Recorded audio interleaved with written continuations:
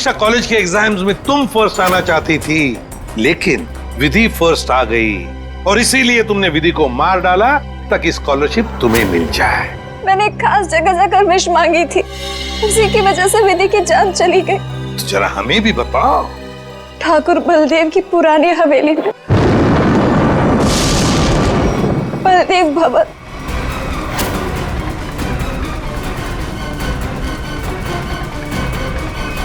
तो मेरा यकीन कीजिए सर, हवेली के पीछे की तरफ एक छोटी सी सीढ़ी मिली है, लेकिन पूरी तरह से टूटी हुई है। जैसी सीढ़ी ये बता रही है वैसी तो हो ही नहीं सकती। सर, इस तरफ तो कोई सीढ़ियां है नहीं। सर, मैं वहाँ की सीढ़ी की बात नहीं कर रही हूँ। सीढ़ी यहाँ थी इस जगह, और बड़ी सी सीढ़ी थी, और वहाँ से चढ़ के मैं ऊपर गई थी और मैंने विश मांगी। मैं झूठ नहीं बोल रही हूँ, मैं झूठ नहीं बोल रही।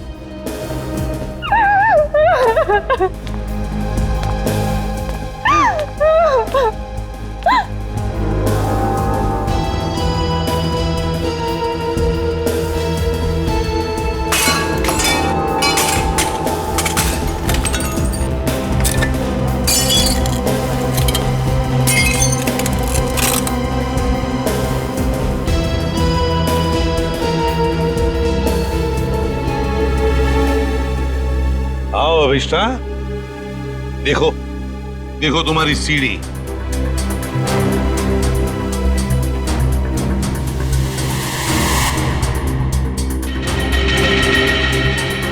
नहीं हो सकता, ये नहीं हो सकता। सीढ़ियाँ यही इसी जगह पर थी। किसने कहा था तुम्हें यहाँ इस हवेली में आने के लिए? तांत्रिक मिश्का ने। उसने कहा था कि इस हवेली में अपनी आंखों में पट्टी बांधकर जो भी विश मांगोगी वो पूरी होगी।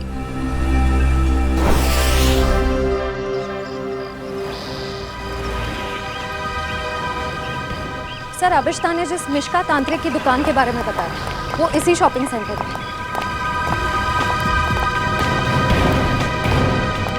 Shop number 108।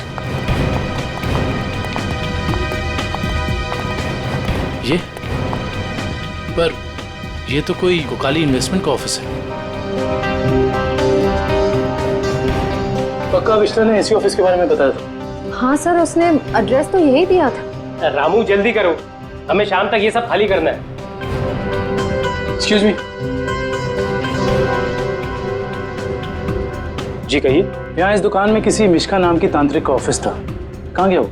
मिशिका से कुछ काम है आपको? जी। आप मिशिका के फ्रेंड हैं या क्लाइंट हैं? हम सीआईडी से हैं। सीआईडी? अरे सर, कल ही मैंने मिशिका और उसके हस्बैंड प्रमोद की पुलिस में रिपोर्ट करवाई है। सर, कुछ पता चला उनके बारे में? आप कौन है? सर, मैं इस दुकान का मालिक हूँ, रमेश। और आपने मिश्का के खिलाफ रिपोर्ट क्यों लिखवाई? अरे सर, 2 हफ्ते पहले मैंने प्रमोद को ये दुकान भाड़े पे दी थी और उसने कोकाली इन्वेस्टमेंट का ऑफिस भी खोला था। और सर, मुझे अगले शनिवार को भाड़ा और डिपॉजिट देने का वादा भी किया था। आप उन्हें जानते थे कि बिना डिपॉजिट और किराए के आपने ये दुकान उन्हें भाड़े पर दे दी? नहीं मैम, मैं तो उनकी मीठी मीठी बातों में आ गया था, लेकिन परसों मैं घूमते हुए यहाँ पे आया तो मैंने देखा कि उसकी बीवी ने ऑफिस में एक तांत्रिक का तामझाम लगा रखा है और ये साइन बोर्ड भी लगा रखा है।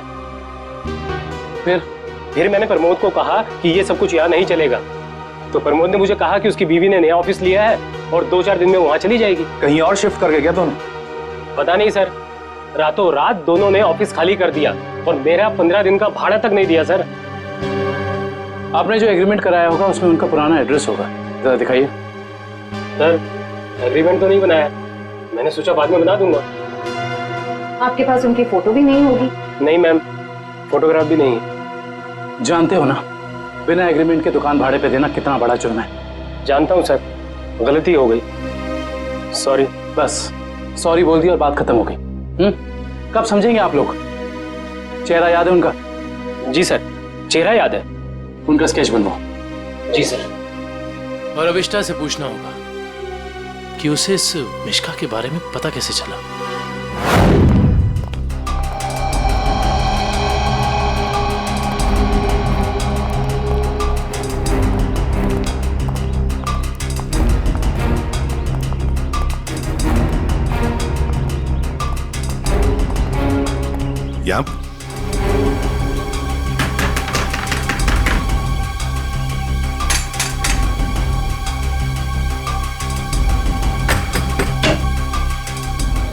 सर आप विधि के खूनी का पता चल गया क्या?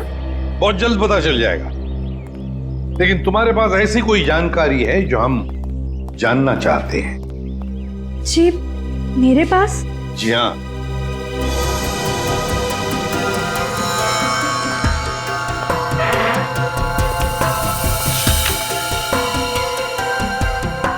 काफी शौकीन लगती हैं आप इन आत्माओं और अलौकिक कहानियों की। जी हाँ, मुझे डरावने उपन्यास और डरावनी फिल्में पसंद हैं। तुम्ही ने अभिष्ठा को उस तांत्रिक मिश्का के बारे में बताया ना? वो सर, उसका पता मैंने किसी प्रचार वाले पर्चे में पढ़ा था। वो प्रचार वाला पर्चा तो होगा ना तुम्हारे पास? देखो जरा। देखती हूँ।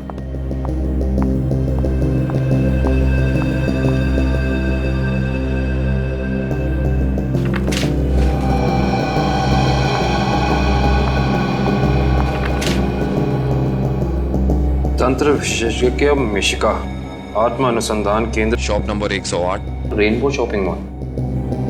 सर ये तो वही पता है जहां हम गए थे। नेत्रावती, एक बात बताओ, ये पता, इस तांत्रिक का पता क्यों दिया तुमने अभिष्ठा को?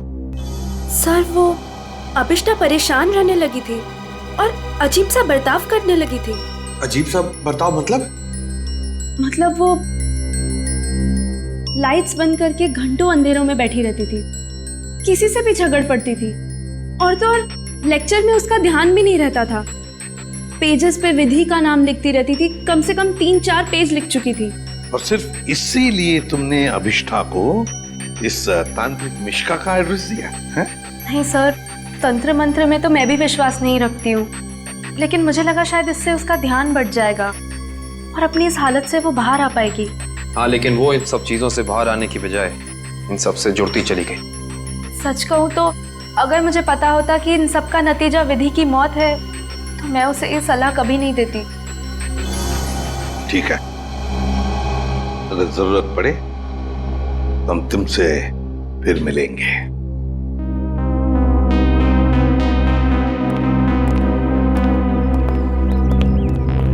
अभिष्ठा जी, हमें तुम्हारा रूम चेक करना है। चलिए। चलो आइए।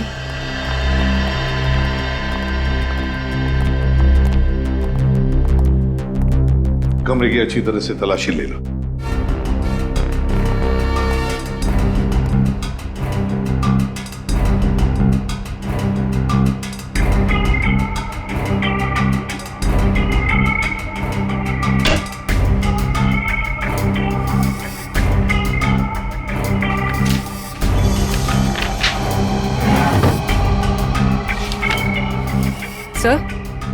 सर ये देखिए, अजीब तरह के पिक्चर्स।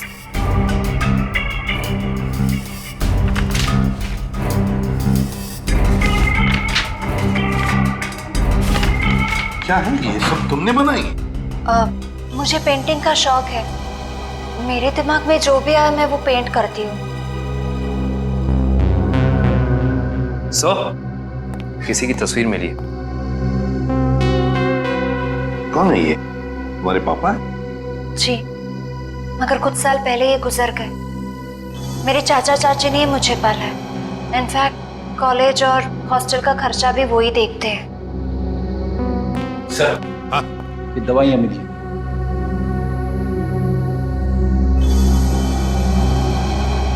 कैसी दवाइयां हैं ये? वो मेरा सर बार बार दुखता है तो ये उसी की दवाई है। एक्सक्यूज मी सर, ये देखिए।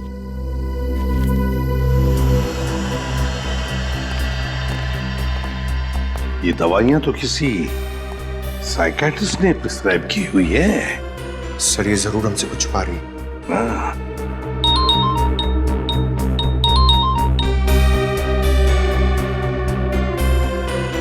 सर उस तांत्रिक मिश्का और उसके पति का पता नहीं चला अब तक। ठीक है, पहले इस साइकियाट्रिस्ट से मिलते हैं, और पूर्वी अभिष्ठा पर कड़ी नजर रखो।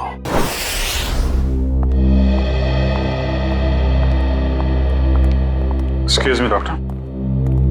अरे आप देखिए, मैं बिना अपॉइंटमेंट लिए किसी से नहीं मिलती हूँ। डॉक्टर, हम लोग सीआईडी से हैं और हमें आपसे कुछ जानकारी चाहिए। जी कहिए। आपकी एक मरीज है अभिष्टा। ओह, अभिष्टा। जी हाँ। क्या वजह थी उसका इलाज आप कर रही थी? पिछले 2 सालों से उसका मानसिक संतुलन ठीक नहीं था, इसीलिए वो उसका ही इलाज करवा रही थी। क्यों, क्या हुआ था उसे? दरअसल उसका एक्सीडेंट हो गया था। एक्सीडेंट? तो क्या उसकी वजह से उसका मानसिक संतुलन बिगड़ गया था? एक्चुअली उन्हीं दिनों उसके पिताजी भी गायब हो गए थे और ये एक्सीडेंट, दोनों बातों ने उस पर बहुत गहरा असर डाला था। अच्छा डॉक्टर, ये बताइए कि आपके ट्रीटमेंट के बाद उसकी हालत कैसे थी? उसकी हालात में तो बहुत सुधार था, लेकिन बहुत गहरे जख्म जल्दी नहीं भरते। तो इसका मतलब अभिष्टा अभी तक पूरी तरह ठीक नहीं हो पाई? हाँ सर, और शायद इसी वजह से वो उन सीढ़ियों की बात कर रही है जो उस हवेली में है ही नहीं। अच्छा डॉक्टर, ऐसा हो सकता है क्या कि ऐसे मरीज इन्होंने कोई क्राइम किया और उसको छुपाने के लिए कहानी बना रहे हो कि मैं खुद विक्टिम हो गई हूँ, और ऐसा हो सकता है क्या? देखिए, mind is a very complex thing. मैं तो क्या, दुनिया का कोई भी डॉक्टर इसके बारे में एग्जैक्टली नहीं बता सकता। ये तो है। Thank you very much.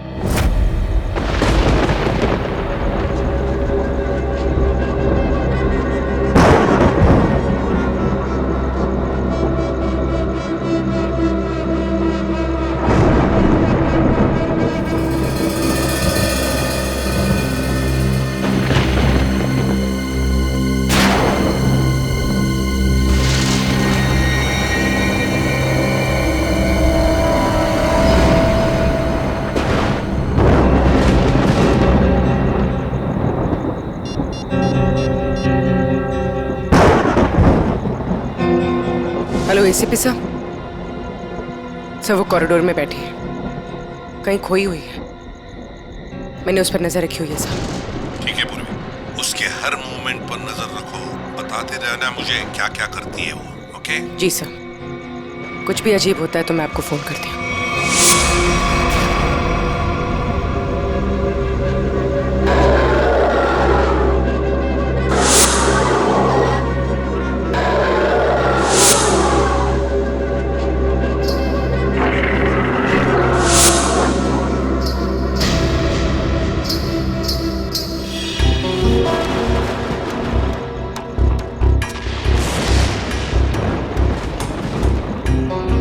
घुंघरू की आवाज।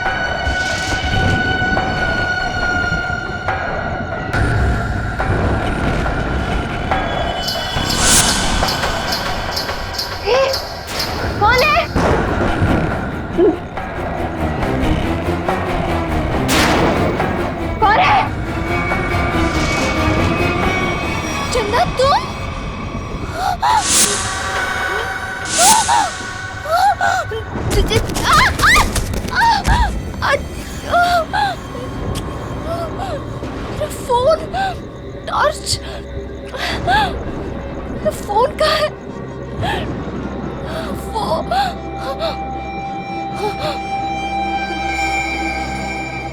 राधा कहाँ गायब हो गई?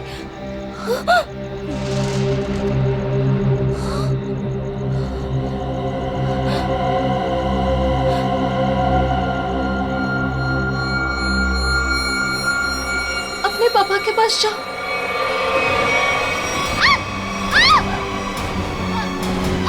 बचाओ बचाओ बचाओ!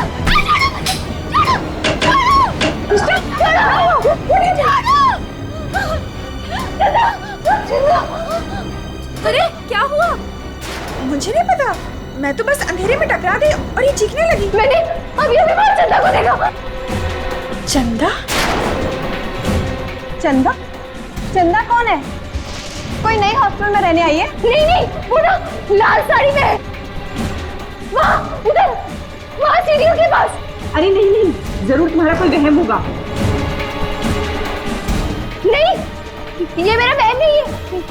मेरे यकीन करो, मैं झूठ नहीं बोल रही हूँ। यकीन करो। Okay okay, wait wait, relax, मैं देखती हूँ।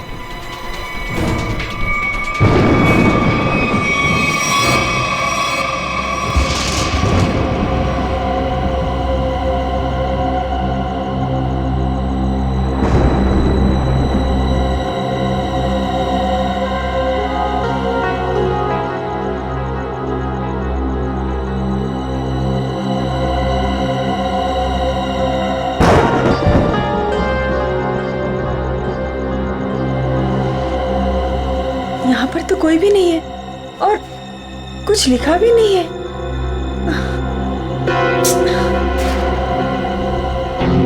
अभिष्टा, वहाँ पर तो कोई भी नहीं है और ना ही वहाँ कुछ लिखा हुआ है। ये वहाँ लिखा हुआ था।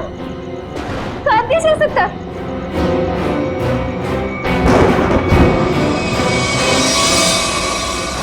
हॉस्टल से उस लाल साड़ी वाली औरत के बारे में कुछ पता चला? नहीं सर, उर्वी ने पूरा हॉस्टल चेक किया है, ऐसी किसी भी औरत के होने का सुराग नहीं मिला है।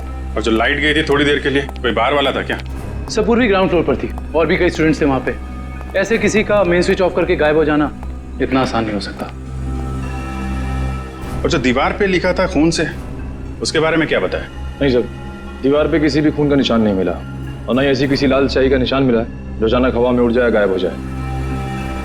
इसका मतलब सबिष्टा की दिमागी हालत बहुत बुरी है, तभी उसे ये सब दिखाई दे रहा है।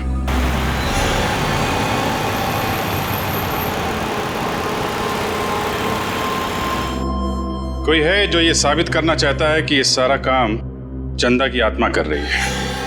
हो सकता है सर, लेकिन उसने हवेली की सीढ़ी कैसे गायब की?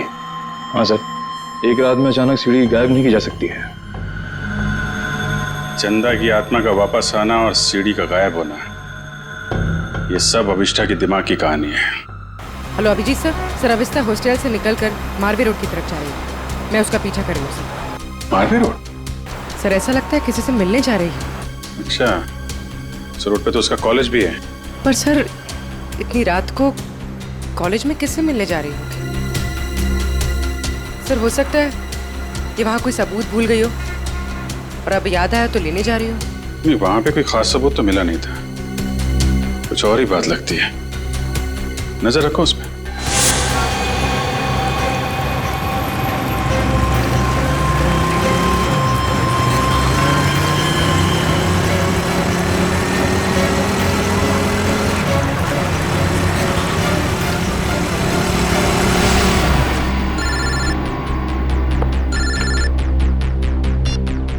पूर्वी सर ये तो शहर से बाहर निकलने वाली एफडी रोड पर जा रही है। FD road? उस तरफ तो जंगल है। सर कुछ समझ में नहीं आ रहा है, ये जा कहाँ रही है? ठीक है, देखो मगर ध्यान से, थोड़ा होशियार रहना।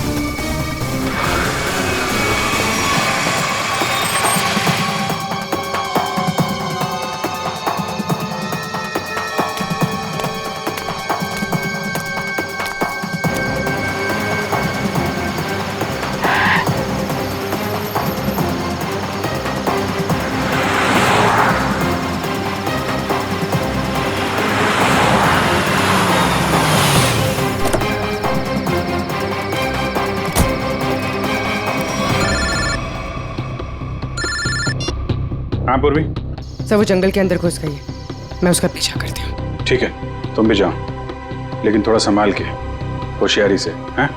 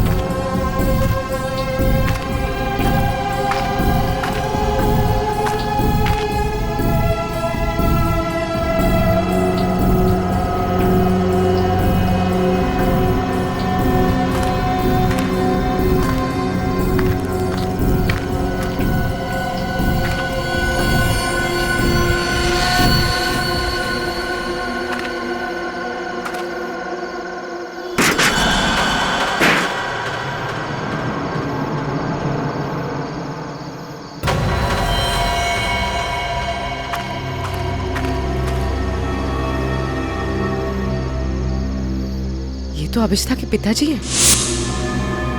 कौन है ये? तुम्हारे पापा? जी।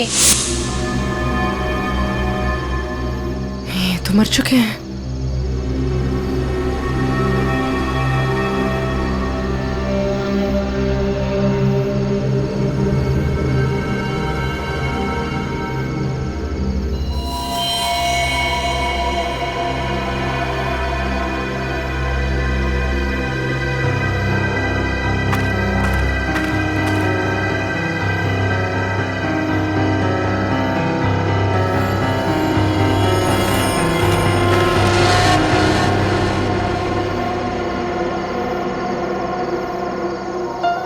अभिष्ठा?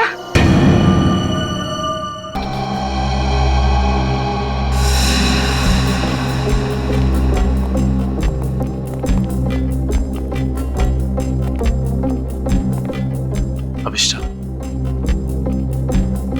सच्चाई तक पहुंचने के लिए हमें तुमसे कुछ सवाल करने हैं। तुम जितना बता सकती हो बताना, बस ज्यादा टेंशन मत लेना। जी। क्या आप पहले से जानती थी कि आपके पिता पिछले 2 साल से जंगल के उस केबिन में छिपे हुए हैं? नहीं, इनफैक्ट 2 साल से मैं अपने पिताजी की तलाश भी नहीं कर रही थी। तो फिर तुम्हें उनके ठिकाने का कैसे पता चला? मुझे कुछ याद नहीं। मुझे कुछ याद नहीं कि मैं वहां कैसे पहुंची। याद करने की कोशिश करिए। कुछ तो ऐसा हुआ होगा कि तुम वहां उस केबिन तक पहुंच गई। नहीं, मुझे पता नहीं क्यों अचानक मुझे वो जंगल और उस कैबिन के फ्लैशेस दिखाई देने लगे। फ्लैशेस? इसका मतलब वो जगह आपने जंगल में पहले भी कभी देखी होगी। पता नहीं। इंस्पेक्टर पूर्वी बता रही थी कि जंगल में कोई और भी तुम्हारा पीछा कर रहा था, जो तुम्हारे जरिए तुम्हारे पिताजी तक पहुंचना चाहता था। बता सकती है वो कौन हो सकता है? मैंने कहा ना, मुझे कुछ याद नहीं। मुझे सिर्फ इतना याद है कि जब मैं उस कैबिन में गई थी, वहां मुझे अपने पापा की चीखने की आवाज सुनाई दी, और जब मैं वहां देखने गई तो किसी ने मुझ पर पीछे से हमला किया। मैं बस इतना जानती हूँ और कुछ भी नहीं, कुछ नहीं। सर, आप लोग प्लीज बाहर जाइए, इन्हें आराम कर देंगे।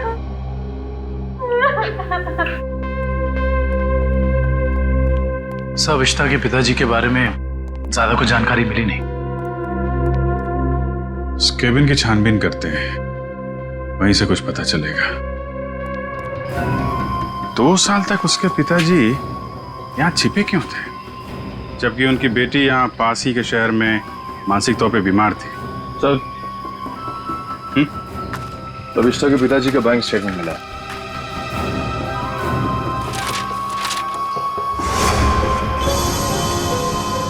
काफी सारे अकाउंट्स हैं इनके, तो वो भी विदेश में। लाखों डॉलर का ट्रांजैक्शन हुआ है इनके अकाउंट में। लेकिन सर, वो तो एक लोकल कंपनी में काम करते थे, हर महीने तनख्वाह पाने वाले सिर्फ एक रिसर्चर। उनके पास इतने सारे पैसे कहां से आए? सर, एक फाइल ही मिली है सर। क्या लिखा है इसमें? इस फाइल में लिखा है कि कंपनी इनके खिलाफ जांच के आदेश दिए थे। किस तरह की जांच थी? कंपनी में इनका कामकाज का तरीका अच्छा नहीं था, ड्यूटी के टाइम गैर हाजिर रहते थे, इसलिए सस्पेंड कर दिए गए थे। लेकिन सर, जो इन्फॉर्मेशन हमें मिली है उसके मुताबिक तो वो एक ब्रिलियंट रिसर्चर थे और अपने काम में काफी माहिर थे। माहिर थे, मगर शायद ईमानदार नहीं थे। तो शायद इसीलिए उनका खून हो गया। हो सकता है। शायद ये भी हो सकता है कि अभिष्टा के जरिए कोई उनसे कोई सीक्रेट जानकारी निकालना चाहता हो। सर, लेकिन अभिष्टा और उनके पिताजी के बीच में 2 साल से कोई कांटेक्ट भी नहीं था। अभिष्टा के कॉल रिकॉर्ड में ऐसा हमें कोई भी कॉल नहीं मिला जो उसने अपने पिताजी को किया हो। हाँ दिव्या, कुछ याद आया क्या? क्या अभिष्टा हॉस्पिटल से भाग गई?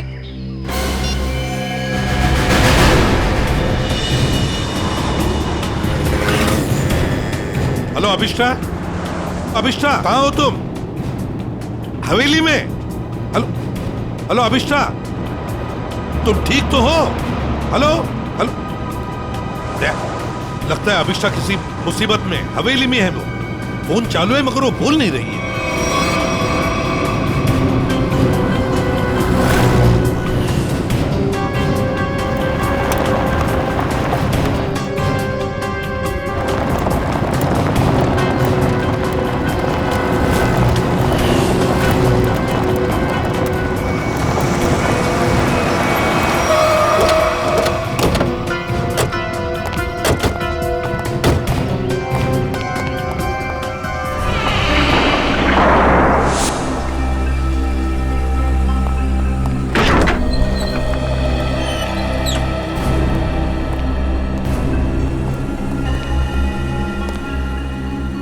अभिष्टा? अभिष्टा? सर, अभिष्टा तो कहीं दिख नहीं रही। उसने मुझे फोन पर बताया कि वो इसी हवेली में है, वो यहीं पर होनी चाहिए। काम करो, चारों तरफ फैल जाओ, एक एक कोना छान मारो इस हवेली का।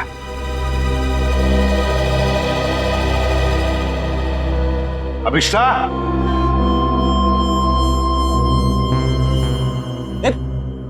कहाँ जा रहा? अभिष्टा को ढूंढने से। मेरे साथ चल।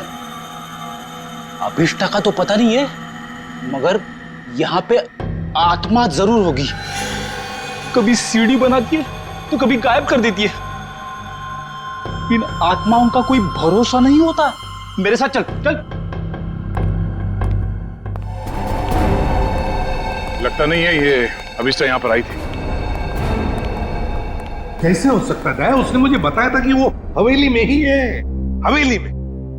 उसका फोन ट्रैक करके देखो।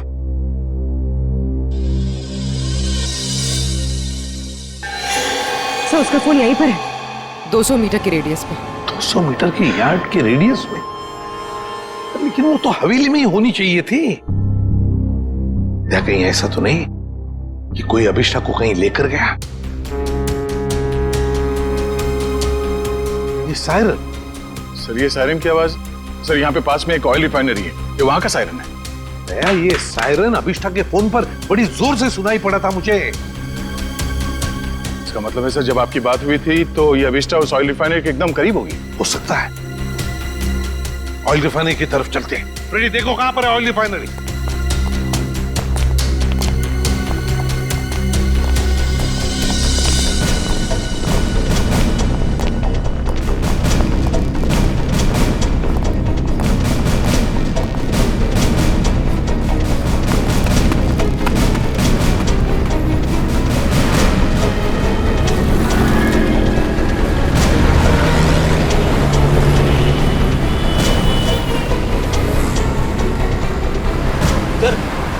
ऑयल रिफाइनरी भी यहीं पे दिखा रही है। सर अभिष्ठा का मोबाइल यहाँ पर दिखा रहा है। सर ये रास्ता तो बंद है आगे। पर सर अभिष्ठा का मोबाइल तो यहीं पर दिखा रहा है। ऑयल रिफाइनरी भी यहीं पे दिखा रही है सर, ये देखिए। और अभिष्ठा के मोबाइल पर सायरन बज रहा था रिफाइनरी का, बड़ी तेजी से बज रहा था। इसका मतलब अभिष्ठा यहीं कहीं आसपास में होनी चाहिए। कोई और रास्ता है क्या? देखो जरा।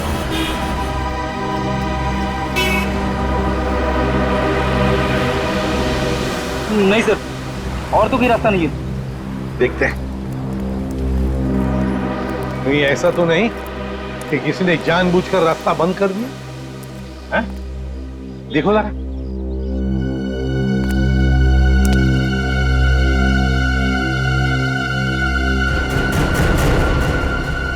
नहीं सर, रास्ता जबरदस्ती बंद किया गया, आगे रोड खुला है।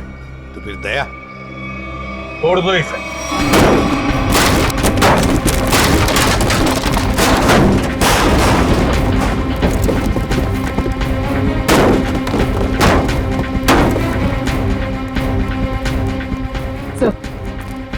सर मोबाइल यहीं पर है सर।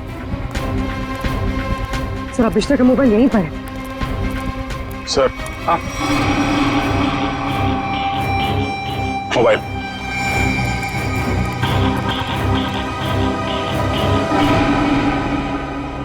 दूसरी हवेली?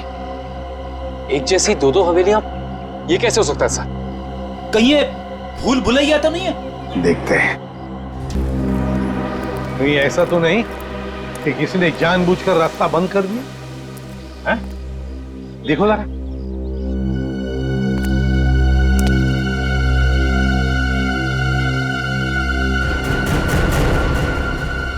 नहीं सर, रास्ता जबरदस्ती बंद किया गया, आगे रोड खुला है। तो फिर दया छोड़ दो इसे।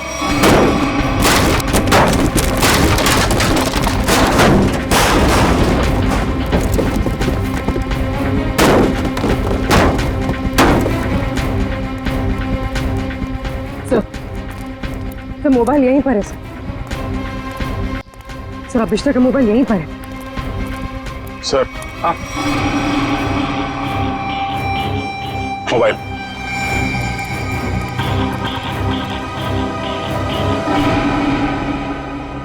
दूसरी हवेली? एक जैसी दो दो हवेलियां, ये कैसे हो सकता है सर? कहीं ये भूल भुलैया तो नहीं है? देखते हैं।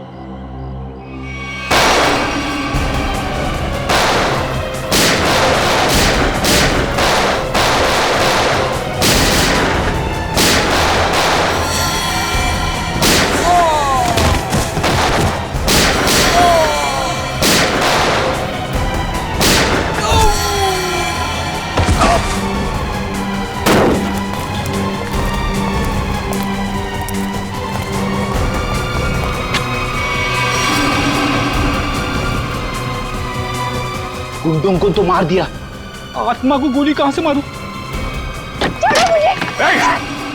रुक जा, वरना क्या कर लोगे? तुम लोग भी देखो इसकी मौत का तमाशा। सब प्लीज मुझे बचाइए। सर प्लीज मुझे बचाइए। छोड़ दे से। कोई नहीं बचा सकता इसको।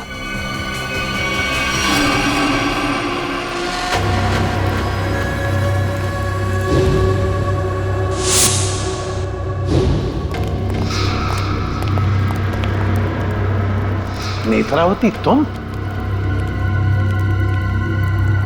हाँ मैं। एसीपी साहब, मैंने तो सोचा था कि मैं इस हवेली को जलाकर इसका नामो निशान मिटा दूंगी, फिर किसी को पता नहीं चलेगा कि एक जैसी दो हवेलियां हैं, एक सीढ़ी के साथ और एक सीढ़ी के बिना। और फिर आप सब लोग अभिष्टा को ही पागल समझेंगे। लेकिन अभिष्टा ने यहाँ आकर तुम्हारे प्लान पे पानी फेर दिया। हाँ, लेकिन मैं मेरा प्लान इतनी आसानी से बदलने नहीं दूंगी। तुम ऐसा कुछ मत करना नेत्रावती जिससे तुम्हें जिंदगी भर पछताना पड़े, समझे? पछताओगे तो तुम सब, क्योंकि अभिष्टा के साथ तुम सब मरोगे।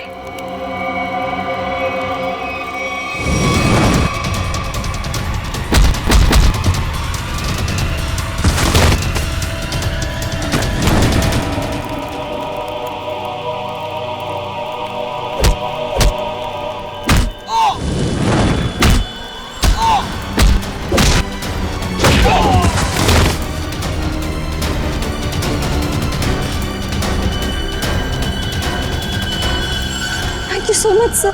बताओ अभिष्टा, तुम यहाँ वापस क्यों आई? सर जब मैं हॉस्पिटल में थी ना, नेत्रावती मुझसे मिलने आई थी।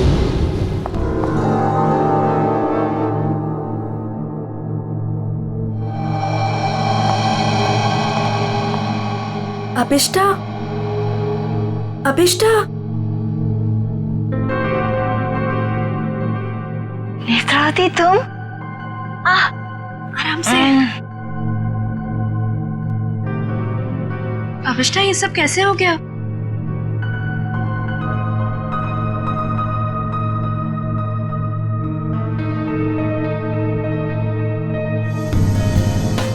मैं कुछ पूछ रही हूँ, ये सब हुआ कैसे?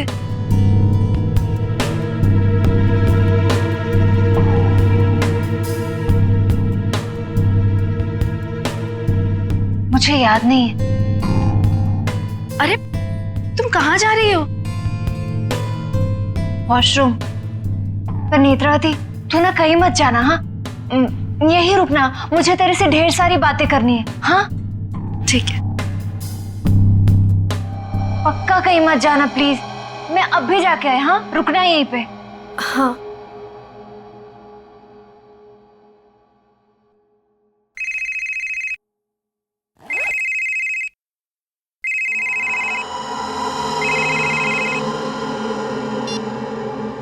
हेलो। हाँ हाँ, घबराओ मत, हमारा प्लान कामयाब हो गया। उसे कुछ याद नहीं है।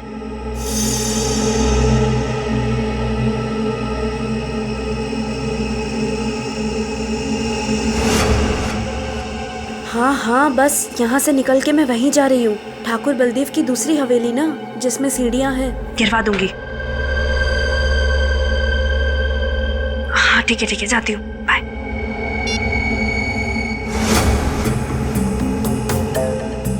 अभिष्टा। हाँ मैं ना निकल रही हूँ, कुछ जरूरी काम है। Okay bye. बाय।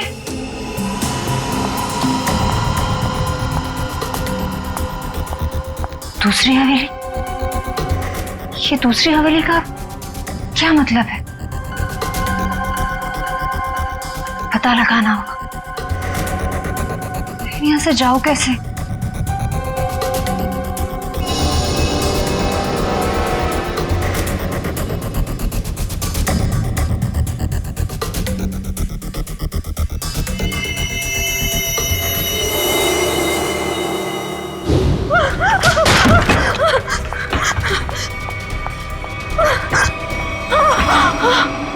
कौन करवा रहा है तुमसे ये सब? नहीं बताएगी? नहीं बताएगी?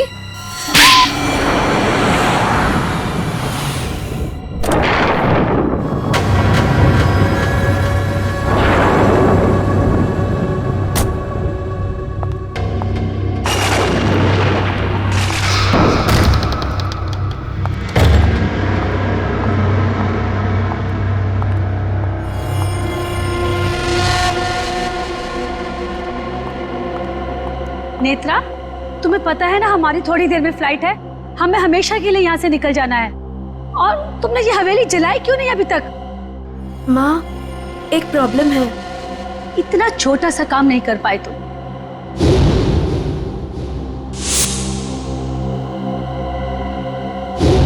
आखिर क्या हो गया? वो अभिष्टा मेरे पीछे यहाँ पहुंची है। इसमें कौन सी बड़ी बात है? उसे भी जला देना था इस हवेली के साथ। वाह सोनिका जी वाह, कितने ऊंचे ख्याल है आप, हैं? शर्म आनी चाहिए। एक डॉक्टर होकर अपनी पेशेंट की जिंदगी के साथ खिलवाड़ किया है तुमने। सीआईडी, तुम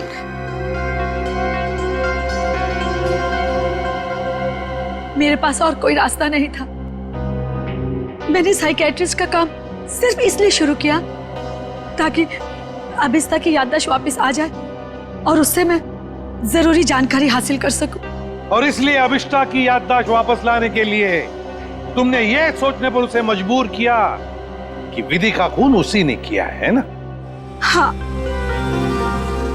अभिष्टा अपनी याददाश्त का एक हिस्सा खो चुकी थी एक्सीडेंट में, और उसे वापस लाने के लिए मुझे उससे मौत का खौफनाक अनुभव कराना बहुत जरूरी था। और ये सब पूरा करने के लिए तुमने वो मन्नत पूरा होने वाला खेल रचा और विधि को मार दिया। अभिष्टा के पिता कहाँ रहते हैं उसका पता लगाकर उसे बदला लेना चाहती थी, क्योंकि उन्होंने मेरे पति बुश, जो कि उनके साथ रिसर्च का काम करते थे, उनकी जान लेकर उनके सारे इंपॉर्टेंट डॉक्यूमेंट्स लेकर कहीं छिप गए। हमने उन्हें बहुत ढूंढा पर वो कहीं नहीं मिले। तुम अभिष्टा के पिता से बदला लेना चाहती थी, इसलिए उसकी याददाश्त वापस लाकर उनका पता जानना चाहती थी, है ना? हाँ, हमने बदला ले लिया। डॉक्टर सोनिका, अपने पति की मौत का बदला लेने के लिए तुम दोनों मां बेटियों ने एक मासूम विधि की जान ले ली। कानून तुम्हें कभी माफ नहीं करेगा। तुम्हें कड़ी से कड़ी सजा मिलेगी, कड़ी से कड़ी सजा।